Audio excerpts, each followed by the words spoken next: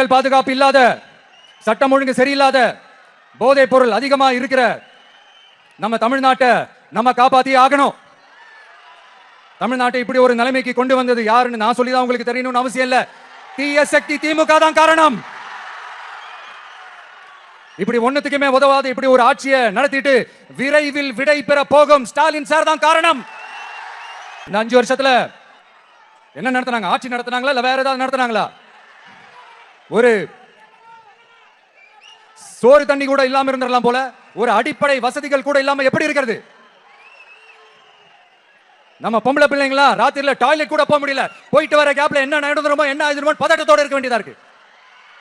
ஒரு பாட்டி வயசுல இருக்கிறவங்களுக்கு கூட பாதுகாப்பு இல்ல. ஒரு டீ கடையில நிம்மதியா டீ குடிக்க முடியல.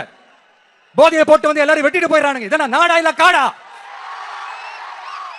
இங்க கவர்மெண்ட் ஒண்ணு இருக்குதா இல்லையா? 5 வருஷம் போலீஸ் டிபார்ட்மெண்ட் கையில வச்சிருக்கிற ஸ்டாலின் சார் ஒரு அடிப்படை பாதுகாப்பு கூட கொடுக்க முடியலனா எதுக்கு இந்த ஆட்சி, எதுக்கு இந்த அதிகாரம்?